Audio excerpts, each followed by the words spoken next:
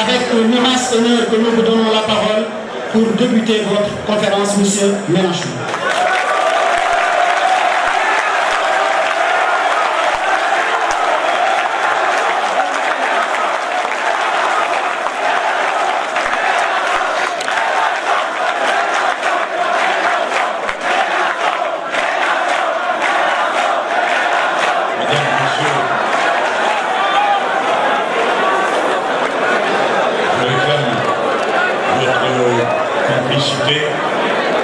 Pour faire en sorte que nous tenions une conférence et non un meeting.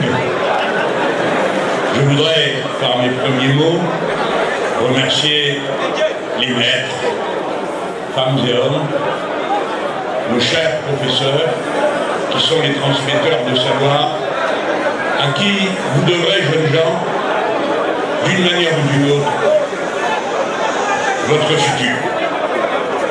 Merci aux autorités, merci aux enseignants, merci au personnel technique qui ont rendu possible cette rencontre et qu'il me soit permis de dire merci à Ousmane Sonko pour avoir voulu cette conférence. Attendez, le meilleur est à venir. Et à vous aussi, monsieur le recteur, car, voyez-vous, j'ai ici à Dakar une liberté de parole qui me vaudrait peut-être d'être poursuivi pour apologie du terrorisme dans mon pays. Et je ne manquerai pas de mentionner dans ma biographie qu'il m'a été plus facile de m'exprimer à Casablanca, à Kinshasa, à Dakar, que ce fut le cas à Bordeaux, à Rennes ou à Lille.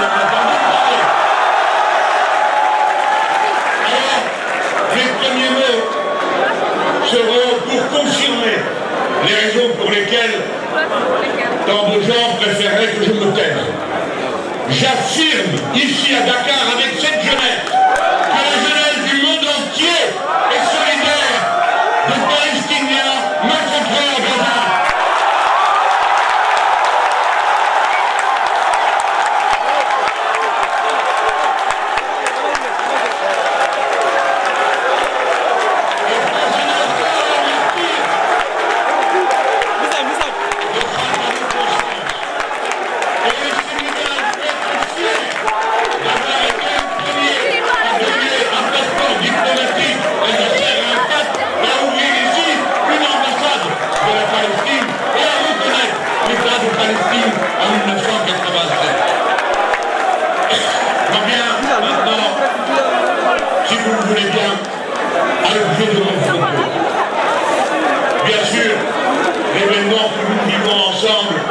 Exceptionnel pour moi comme être humain. Il est exceptionnel aussi comme intellectuel. On vous a dit que je suis l'auteur de quelques livres, mais je suis un des vôtres, étant non seulement diplômé de l'université française, mais je peux le dire en apprentissage permanent.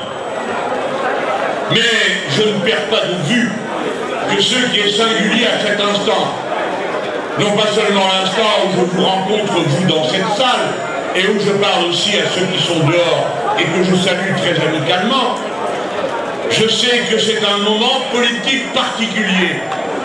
Et je veux vous en parler pour que, dans la ferveur du moment qui est partagé, on ne perde pas de vue ce qui est en cause, ce qui est en train de se faire.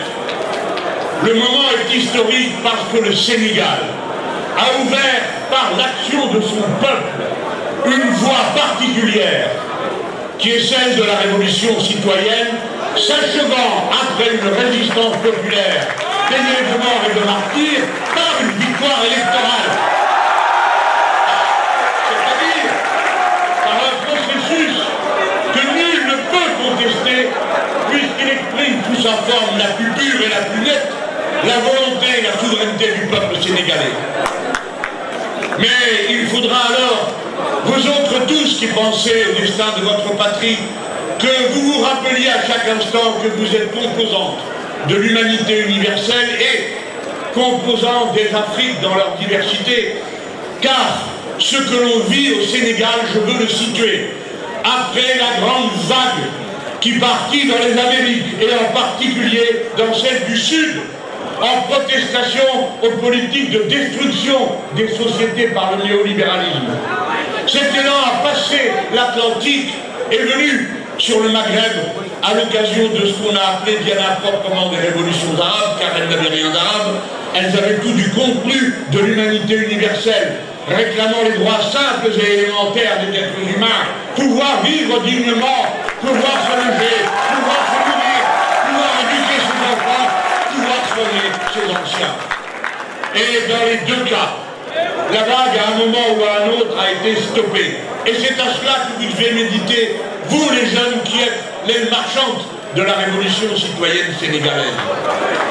Et on a vu ensuite, dans toute l'Afrique au sud du Sahara, des mouvements divers de mobilisation populaire de masse, comme ceux qu'on a d'abord connus au Mali, puis également au Burkina Faso, et ma pensée ne se sépare pas du bal citoyen et des forces de la résistance populaire qui s'exprimaient au Mali, dans l'un et l'autre cas, avant des coups d'État qu'il faut placer dans leur contexte pour les comprendre complètement.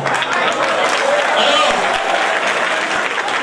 au Sénégal se produit le signal qui était attendu, et notamment par ceux qui, comme moi, sont des théoriciens de la révolution citoyenne.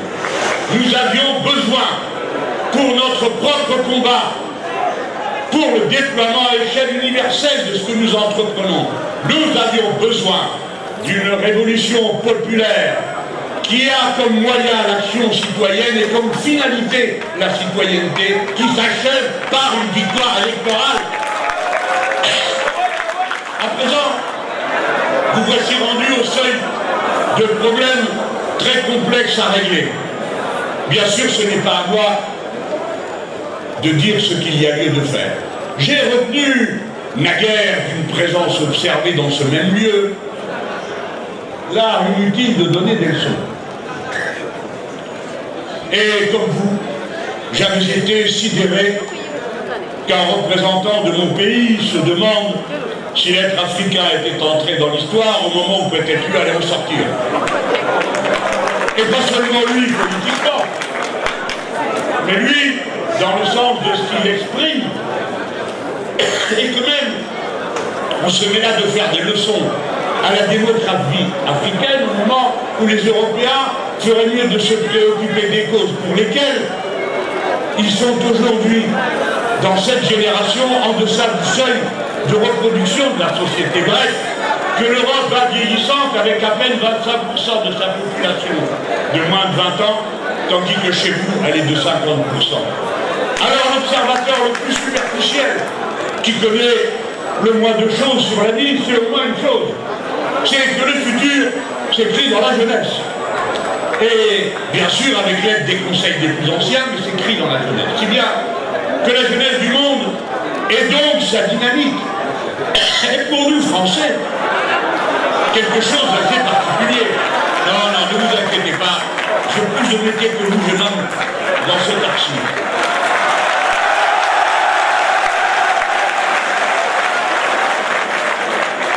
Donc disais-je, et pour nous Français, cela résonne d'une manière particulière puisque nous avons en commun une langue commune. Et cette langue commune, il est temps de la libérer, elle aussi, par l'action d'une révolution citoyenne, de tous ceux qui auraient voulu en faire un instrument de pouvoir ou d'influence, alors quel est le moyen d'un autre objectif? Une créolisation intense de nos cultures, de nos mœurs, de leur manière d'examiner ce qu'il y a lieu de faire. La langue commune appartient à ceux qui la parlent, et ceux qui la parlent les plus nombreux, c'est nous. Dès lors, parlant à ce moment, je sais que je vais être écouté, bien sûr, puisque c'est retransmis en France. Je sais qu'on va entendre ce que nous dira Ousmane Sonko d'une manière d'autant plus attentive qu'on sait très bien ce qui se joue ici.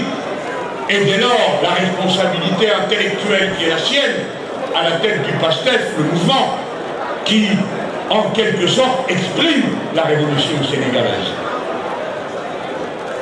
Et je dis que les regards sont tournés vers vous.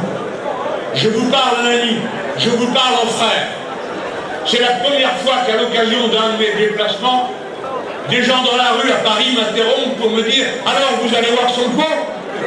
Je n'ai jamais vu ça. Ce qui veut dire que ce n'est pas les Parisiens, c'est les Africains qui nous rejoignent.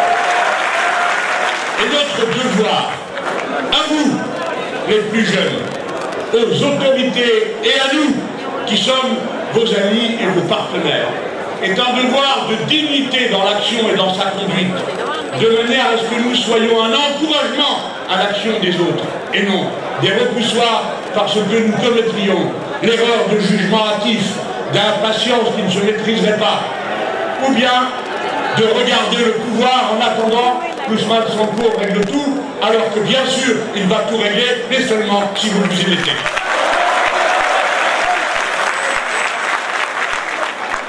Je veux aussi dire, pensant à mes compatriotes et à ceux qui m'écoutent dans le monde, quiconque cherche à rompre le cordon ombilical qui unit chaque être humain à l'Afrique s'interdit de comprendre l'histoire, car l'histoire a commencé, s'est déroulée, a continué et rebondit aujourd'hui avec cette révolution en Afrique. D'abord, parce que les premières mondialisations sont celles qui ont résulté des migrations humaines. Les êtres humains sont toujours partagés entre le désir de rester pour vivre mieux et celui de partir pour trouver mieux. Mais ces départs, qui ont été un fléau pour les sociétés de départ, ont été un bienfait pour la communauté humaine et les sociétés d'accueil. Pourquoi? Parce qu'elles ont toujours été l'occasion d'apprendre. Et comme l'être humain n'appartient à aucun biotope particulier, sinon à l'écosystème global, l'être humain s'est donc enrichi de toutes ces expériences que la migration a permis de proposer ensuite à l'humanité tout entière. Il faut le comprendre pour comprendre le processus profond qui unit les premiers royaumes, qui unit la situation de l'Antiquité, par exemple soudanaise, avec celle de l'Égypte, puis ensuite avec celle de Sumer, et ainsi de suite. Ce lien, il faut le comprendre, et le comprendre dans sa réalité concrète. Il existe à travers les êtres humains qui échangent, qui partagent, qui se créolisent. Je n'ai pas dit qui se métissent, je dis qui se créolisent, c'est-à-dire suivant une invention des Africains eux-mêmes, déportés en esclavage, qui inventèrent la pratique de créer une langue, le créole, différente suivant les îles. Pourquoi faire? Pour pouvoir rester en humanité, c'est-à-dire pour pouvoir continuer à échanger avec les autres. Et non seulement échanger des idées et des mots d'amour, des mots de haine, mais aussi chanter, mais aussi faire le maloya de la Réunion, faire le tambour groka des Antilles, et ainsi de suite. Cette fécondation de l'humanité, par sa migration et par sa créolisation, sont précisément les deux vertus fondamentales de notre espèce, qu'aujourd'hui des courants que je ne peux pas qualifier de conservateurs, car il en est parmi les conservateurs de respectables, mais que je qualifierais tout simplement de racistes et d'ethnicistes, qui en méprisant les uns ou les autres, privent l'humanité de ces mélanges et d'abord leur propre peuple. Mesdames, Messieurs, après ce point en vient un autre. L'esclavage, puis la colonisation ont été infligés à l'Afrique comme la base sur laquelle ce qu'ils appelaient le doux commerce est devenu l'accumulation capitaliste primaire qui a permis ensuite de déverser ces capitaux et de faire naître le capitalisme lui-même en tant que mode de production dominant. S'il n'y avait pas eu l'esclavage, s'il n'y avait pas eu l'incroyable violence de l'esclavage, s'il n'y avait pas eu le crime contre l'humanité pendant 3 siècles de l'esclavage, dont je m'honore de vous dire que c'est à un insoumis que vous devez que le Parlement européen ait voté la reconnaissance de l'esclavage comme crime contre l'humanité. Cet homme s'appelle Younous Omarjee, et son nom, je crois, est à lui seul un récit. Donc, disais-je, cette accumulation a permis ensuite que ces capitaux produisent la modification des vies et ainsi de suite.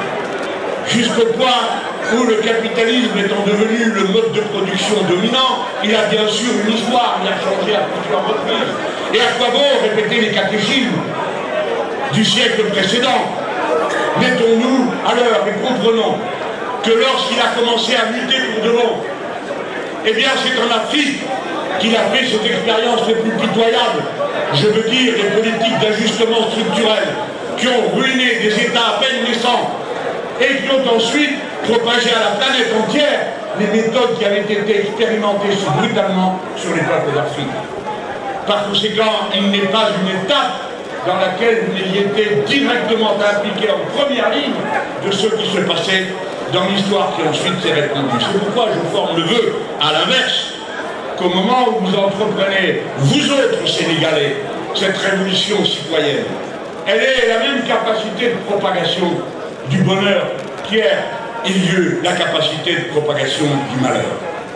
Voilà ce que je vous souhaite, mais ce sera seulement pour dire que si vous vous êtes trouvé dans cette situation, vous voici de nouveau, mais vous ne le savez pas toujours, à l'avant-pointe du phénomène humain tel qu'il est en 2024. Et pour une raison qui ne doit rien à l'idéologie et qui doit tout aux faits. Quels sont les faits majeurs de notre temps? Le premier de celui-ci est le nombre des êtres humains. Comprenez que les Européens s'en inquiètent, et aussi les Nord-Américains. Le nombre des êtres humains, parce qu'il aura fallu 300 000 ans pour atteindre le premier milliard d'êtres humains. Il n'aura fallu que 100 ans pour atteindre le deuxième. Et dans ma génération, on a connu 2 doublements de la population mondiale, ce que je ne vous souhaite pas, car sinon ça vous amènerait à 32 milliards d'êtres humains. Nous sommes dorénavant 8 milliards. Et à la fin du siècle, nous serons sans doute 11 milliards. Dans le même temps, le continent que l'on nommait le continent vide, l'Afrique, sera en 2100, avec 4 milliards 500 millions d'habitants, quasiment à la moitié du total de la population humaine. Par conséquent, je vous demande d'y réfléchir comme intellectuels que vous êtes, femmes et hommes. L'essentiel du défi que portera l'humanité résultant du phénomène humain de propagation de l'humanité sera sur vos épaules. Vous êtes la première génération, n'applaudissez pas, la nouvelle n'est pas fameuse. Vous êtes la première génération qui doit répondre à un défi dont l'enjeu est l'existence même de l'espèce humaine. C'est-à-dire, qu'allez-vous faire pour inventer un mode de production qui ne soit plus celui dans lequel nous vivons? Si tout le monde vivait comme des Sénégalais, il suffirait d'une planète pour y vivre. Mais si tout le monde vivait comme un Français, il en faut 5. Si tout le monde vivait comme un Nord-Américain, il en faut 20. Or, cela n'existe pas. Vous êtes donc au pied du mur de cette invention parce que c'est vous qui devrez le régler. Je ne dis pas ça pour flatter, encourager ou je ne sais quoi. C'est un fait. Et le nombre, mesdames, messieurs, a un résultat immédiat. C'est que l'humanité, celle de vos pères et grands-pères, plutôt vos grands-pères, était une humanité rurale, essentiellement, et peu urbaine. Depuis 2008, il vit plus d'êtres humains en ville qu'à la campagne. Et au Sénégal, c'est depuis 2022 que cette transition s'est faite. Si ce sont les villes, alors, sans que j'ai besoin de vous en dire davantage. Là encore, si la dynamique est sur ce continent, le résultat s'y trouve aussi, ainsi que son résultat politique. La ville produit des relations politiques particulières. L'homo urbanus n'est pas le même citoyen que celui qui vit dans des communautés humaines éparpillées. Mais quelle vigueur, mais quelle force, quel élan incroyable, pas seulement à Dakar, du fait de sa population depuis 10 ans, mais je me trouvais il y a peu à Kinshasa, qui comptait 1000 habitants en 1920 et qui en compte 17 millions aujourd'hui, et qui voit sa population totale doubler tous les 5 ans. Je m'interrogeais comme ancien élu local, en quoi consiste le fait de gérer une ville dont la population double à une telle cadence? Est-ce qu'il faut poser dans la dernière rue un bulldozer pour commencer à construire tout de suite la rue suivante, etc. Je ne sais pas comment on répond. Revoilà le défi pour les urbanistes. Et le défi auquel vous devrez répondre maintenant, et auquel vous avez commencé à répondre, j'ai bien compris, puisque d'ores et déjà vous avez pris des dispositions d'aménagement du territoire pour éviter une urbanisation folle qui aboutirait au résultat inverse de ceux qui la veulent, c'est-à-dire vivre moins bien. Si donc vous avez le nombre, si donc vous avez les villes, alors vous avez la conséquence de tout ça. pour produire et reproduire votre existence matérielle. Vous avez besoin des réseaux collectifs, le réseau de l'eau, le réseau de l'électricité, le réseau des égouts, le réseau de l'alimentation. Et la propriété de ces égouts, de ces réseaux, tantôt publics, tantôt privés, change complètement la condition de ceux qui peuvent ou ne peuvent pas y accéder. Je pense par exemple au réseau de santé. Dès lors, la nouveauté de la situation, nombreuse, urbaine, dépendant des réseaux, fait surgir un nouvel acteur social. Ce n'est pas le prolétariat, ça l'inclut, mais ce n'est pas que le prolétariat, c'est le peuple. Et le peuple, c'est ceux qui travaillent, ceux qui ne travaillent pas, ceux qui étudient, ceux qui sont à la retraite, ceux qui ne peuvent pas travailler, etc., etc. Et c'est un acteur politique dont l'existence dépend du mode de relation qu'il a avec les réseaux. Vous croyez que nous ne l'avons pas examiné, à qui vous vous en êtes pris au cours de ce que d'aucuns appellent des émeutes et que nous appelons des révoltes? Nous avons bien vu quels sont les réseaux que vous avez mis en cause. Parce que ce sont des réseaux impériaux souvent, et parfois liés à ma patrie. On a bien vu que l'eau est l'affaire de Suez pour 40%. On a bien vu Orange, on a bien vu, etc., etc., etc. Je ne veux pas faire de mauvaise réputation à mes compatriotes, mais si la masse des Sénégalais s'est tournée de ce côté-là pour manifester sa protestation, c'est qu'elle exprimait de cette manière à quel point les réseaux sont les dénominateurs communs du peuple et l'enjeu de la vie du peuple. Tout est dans cette affaire. Et c'est partant de là que, puisque c'est ça l'avant-pointe du phénomène humain aujourd'hui, vous vous trouvez à l'avant-pointe du phénomène politique qui se déduit de cette situation matérielle et des conditions sociales d'existence de ceux qui en dépendent, c'est-à-dire la révolution citoyenne. N'allez pas croire que nous disons révolution citoyenne parce que nous aurions peur de dire révolution socialiste. La révolution citoyenne est autre chose. Elle n'est pas réalisée par des partis d'avant-garde, elle est réalisée par le peuple lui-même, qui se sert des instruments politiques qu'il a à sa portée, le plus souvent son auto-organisation, comme ce fut le cas pour vous, soit dans des ronds-points, comme ce fut le cas pour nous, soit dans des boucles WhatsApp, comme ce fut le cas souvent pour vous et pour nous. Bref, une auto-organisation populaire portant la mobilisation qui, dès lors, devient insaisissable. Et la révolution citoyenne, oui, est une révolution, parce que son objet est le contrôle populaire, c'est-à-dire la souveraineté du peuple. La souveraineté du peuple est l'objet de la révolution sénégalaise. J'en ai eu la confirmation en discutant avec Ousmane Sonko. La souveraineté ne peut se détacher de la question de l'indépendance, car on n'est pas souverain quand on n'est pas indépendant. Et l'indépendance, ce n'est pas un statut seulement géopolitique, c'est un statut concret qui signifie rompre les dépendances, devenir autant que le peut, chaque fois qu'on le peut, autosuffisant pour soulager l'humanité universelle du grand déménagement permanent des marchandises auxquelles elle se livre aujourd'hui, et pour permettre qu'à tout moment soient sécurisés les approvisionnements qui se sont rompus, vous l'avez vu, pendant la crise du Covid. Si bien que tous ceux qui nous prenaient la mondialisation comme le sommet de ce que l'expérience humaine pouvait être, en oubliant de dire que leur mondialisation, c'est une nouvelle organisation du travail international reposant sur un seul et unique avantage comparatif. Qui on peut moins payer ou on peut mieux saccager sans payer. C'est-à-dire une irresponsabilité sociale et environnementale qui est une des questions majeures de notre temps pour ce qui est du contrôle. Donc, si souveraineté et indépendance vont ensemble, chacun comprend que la liberté va. Et que son enjeu, la liberté, est le contrôle populaire. C'est pourquoi cette révolution est dite citoyenne, puisque son moyen est citoyen, et son objectif est la citoyenneté. Ensuite, quel programme sera appliqué? C'est ce que nous allons voir. C'est ce que nous allons voir. Mais aucun pouvoir issu d'une révolution citoyenne ne peut, et souvent ne veut, échapper à l'injonction qu'il a reçue des masses, permettre cet autocontrôle. Mais surtout, l'implication. C'est pourquoi je partage avec le PASTEF une idée fondamentale de l'action politique. Elle doit être inclusive. Elle ne doit pas être de surplomb. Elle n'est pas une injonction que les dirigeants font aux masses. Elle est une osmose. Et pour mieux dire, une symbiose, une complémentarité des niveaux d'action. Si cette complémentarité se rompt, alors le pacte politique lui-même se rompt. Toute la question posée. Et donc pour nous tous, et d'abord pour nous qui théorisons, quelle sera dans les processus qui vont venir la place de l'initiative populaire. Ce n'est pas une question simple à régler. Il ne suffit pas de dire « Yaka, Faucon, on voudrait que » et réclamer comme si on était au pied d'un arbre de Noël.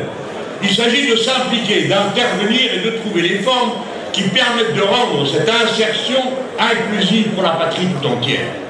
Voilà pourquoi j'approuve et je trouve marquant pour nous que le PASTEF se dise parti patriote.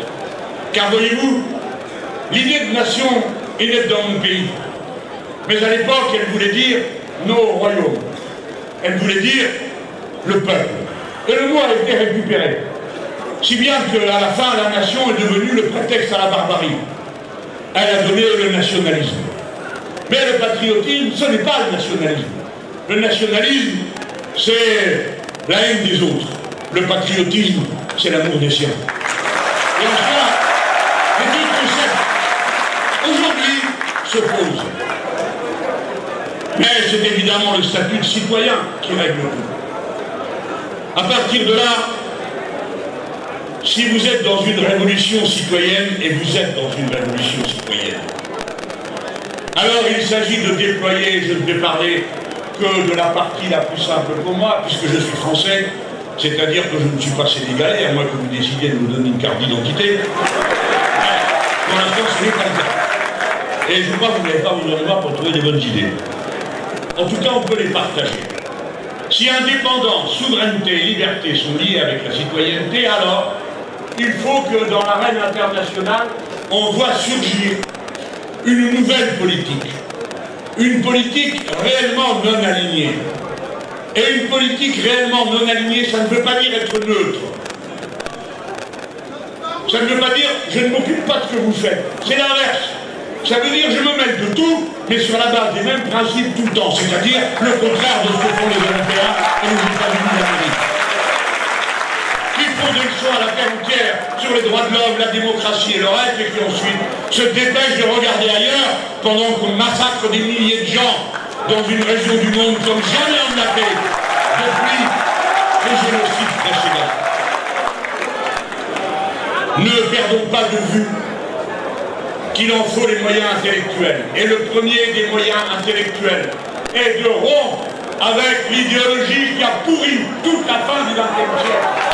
Cette idéologie, les Allemands lui ont donné un nom. Ça s'appelle l'ordolibéralisme. En gros, ça veut dire la politique ne se mêle pas d'économie.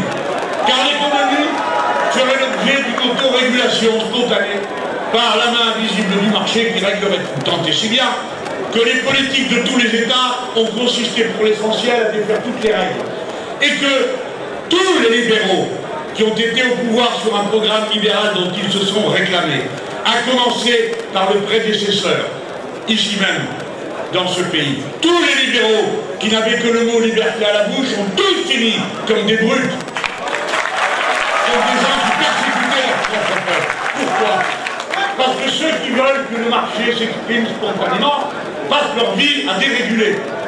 Et que la dérégulation aggrave les inégalités, puisqu'elle réserve les services à ceux qui peuvent se les payer.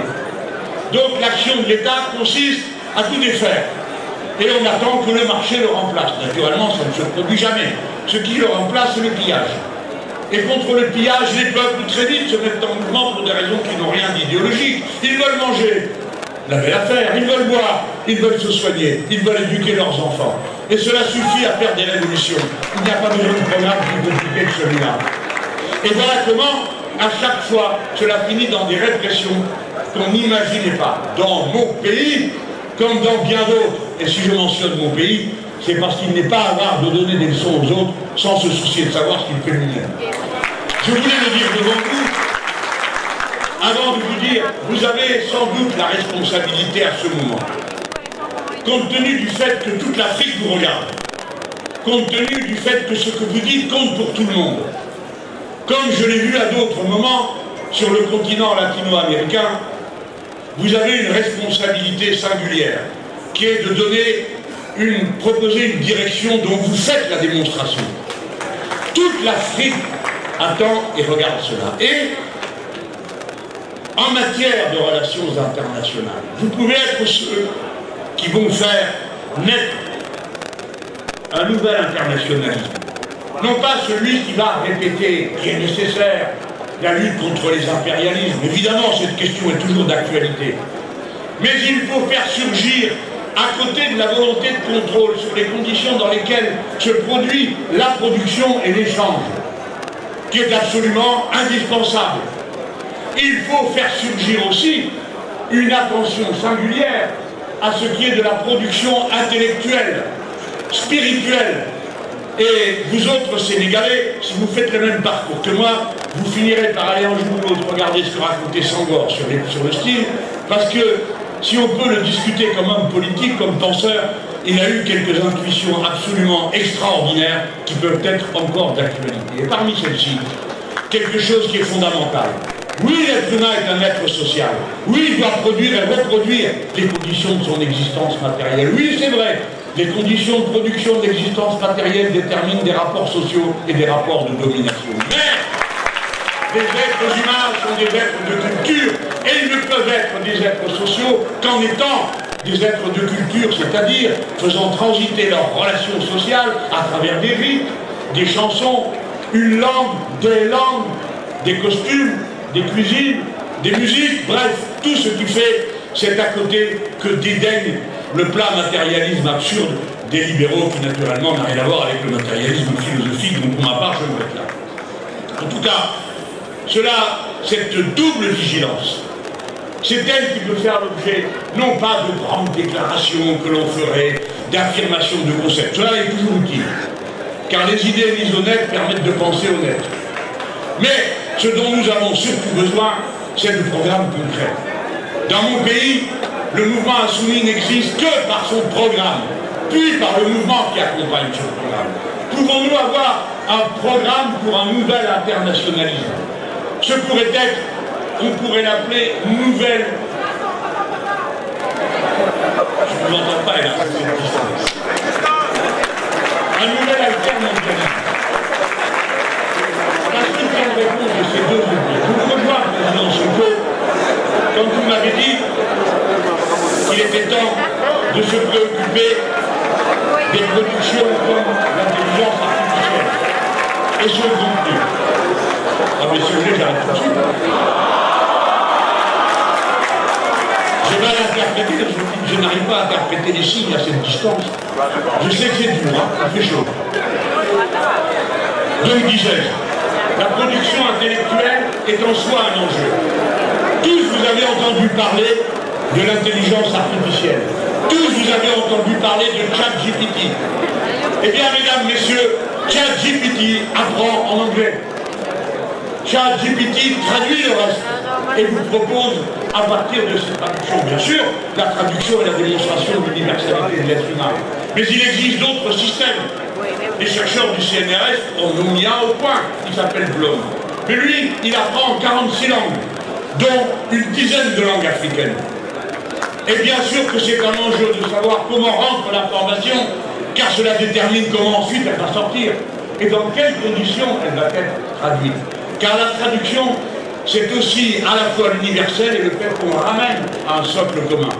Si vous voulez que tout soit ramené au sabir des boutiques d'aéroport, qui est aujourd'hui l'anglais, et à l'incroyable simplification de la réalité que contient cette langue à cet état, en tant qu'outil d'intervention entre les êtres humains, alors il n'y a qu'à laisser faire ChatGPT.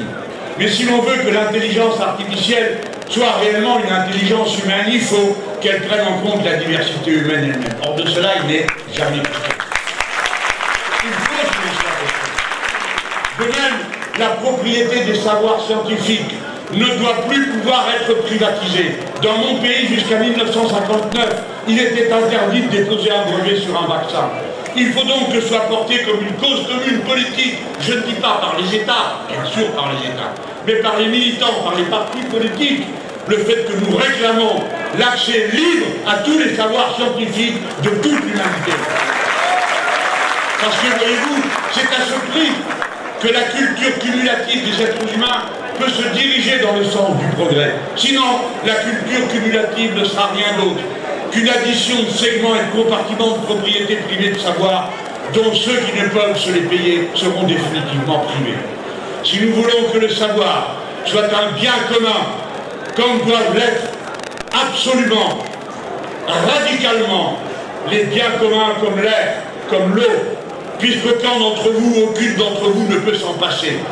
Il faut l'action politique pour libérer le savoir des chaînes de l'argent, libérer le savoir de l'impérialisme, libérer le savoir de la propriété et de l'usage exclusif d'une langue. C'est une tâche politique. Et vous autres, vous devrez y réfléchir parce que, tout à l'heure, je parlais du phénomène urbain. D'ici à 2050, il va falloir que vous trouviez la solution pour loger sur le continent africain 850 millions de personnes, c'est-à-dire autant que toute la population des États-Unis, du Mexique et de l'Union européenne.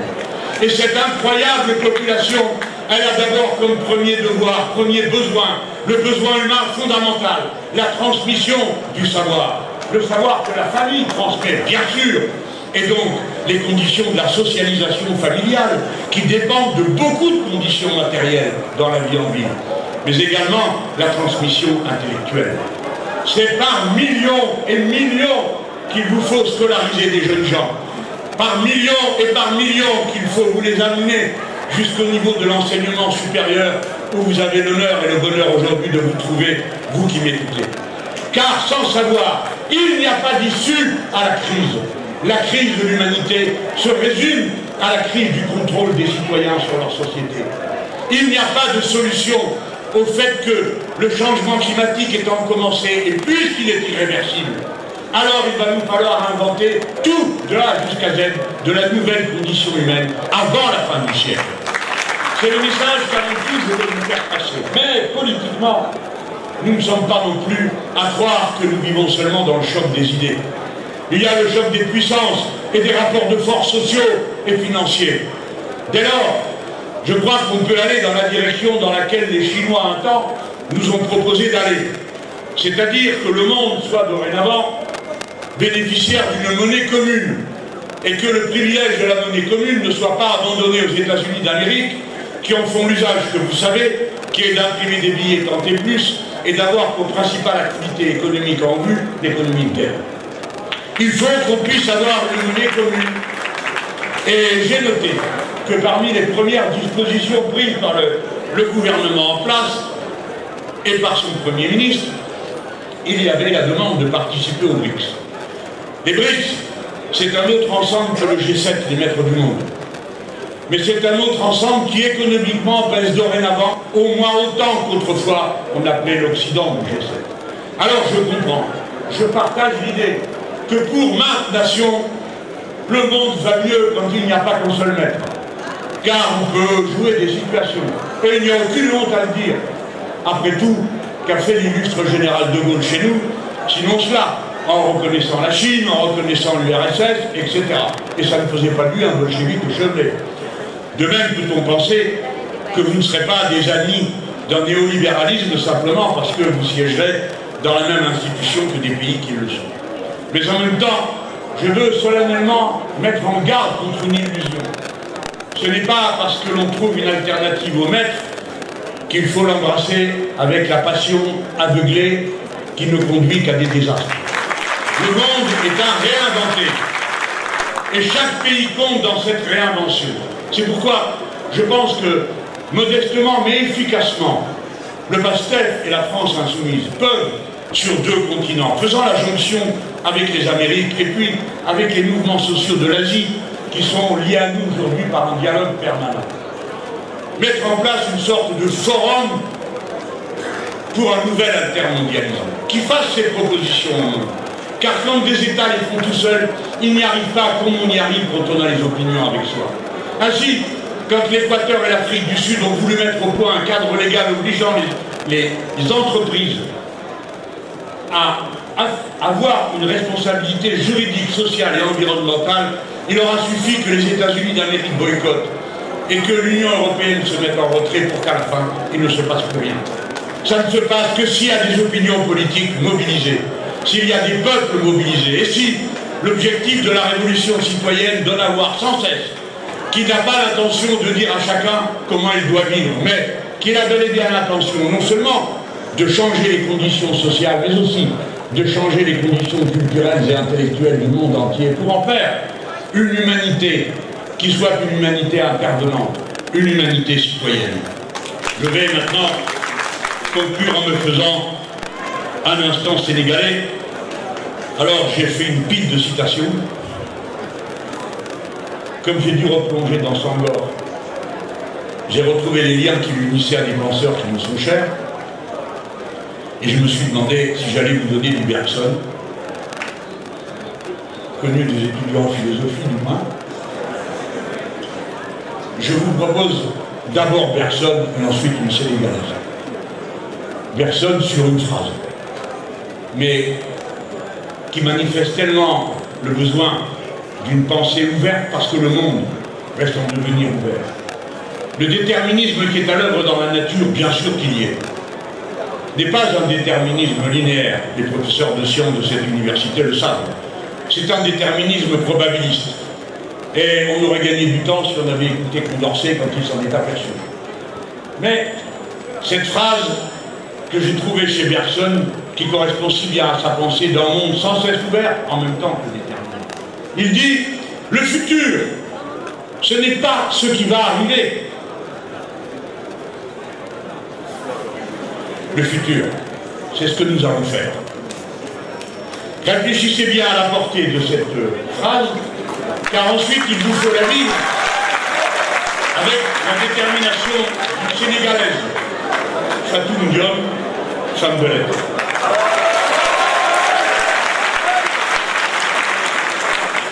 Chaque pas mène vers un résultat escompté. L'espoir alors se mesure au degré de combativité. Bon courage.